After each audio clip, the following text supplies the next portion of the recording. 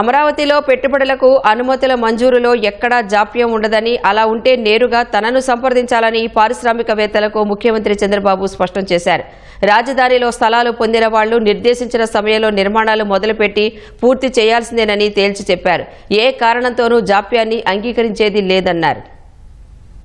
CRDA పరిధిలో భూములు కేటాయించిన వివిధ సంస్థల ప్రతినిధులతో సీఎం చంద్రబాబు సచివాలయంలో సమీక్ష నిర్వహించారు. భూములు తీసుకున్న 61 సంస్థల ప్రతినిధులు ఈ సమావేశానికి హాజరయ్యారు. భూములు తీసుకున్న ఆయా సంస్థల ప్రతినిధులు ఎప్పటిలోగా నిర్మాణాలను పూర్తి చేస్తారనే అంశంతో పాటు వారి వద్ద ఉన్న ప్రణాళికపై ముఖ్యమంత్రి ఆరా తీశారు. అమరావతిని ప్రణాళికాబద్ధంగా తీర్చిదిద్దుతున్నామని చంద్రబాబు తెలిపారు. అమరావతి సాధారణ నగరంలా కాకుండా హై ఎండ్ టెక్నాలజీ అందుబాటులో ఉండేలా అభివృద్ధి చేస్తున్నామన్నారు. అమరావతిలో భూములు తీసుకున్న సంస్థలు కూడా ఇందులో భాగస్వాములేనని స్పష్టం చేశారు. గ్రీన్ బ్లూ సిటీగా అమరావతిని నిర్మించేందుకు ప్రణాళికలు సిద్ధం చేశామని చెప్పారు. జీరో ఎమిషన్ సిటీగా అమరావతి ఉండబోతోందన్న సీఎం ఎలక్ట్రిక్ వాహనాలకు పెద్దపీట వేస్తున్నామని వివరించారు.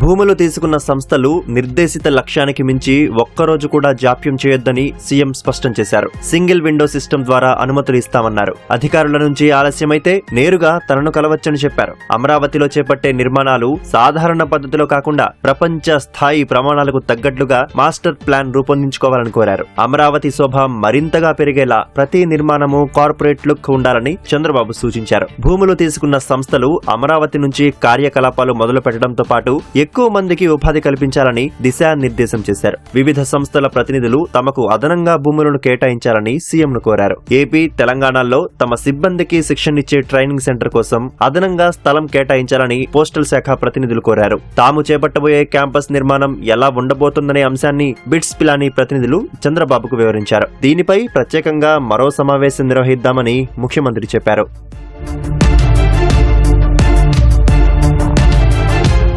రాజధానిలో ఇప్పటికే 10 సంస్థలు తమ నిర్మాణ పనులను ప్రారంభించగా 3 సంస్థలు నిర్మాణాలు పూర్తి చేసుకున్నాయి. 1 నెలలో నిర్మాణాలు ప్రారంభిస్తామని 3 సంస్థలు చెప్పాయి. 2 నెలల్లో పనులు చేపడతామని 15 సంస్థలు, 5 నెలల్లో నిర్మాణాలు మొదలు పెడతామని 13 సంస్థలు, 6 నెలల్లో నిర్మాణాలు ప్రారంభిస్తామని 17 సంస్థలు తెలిపాయి.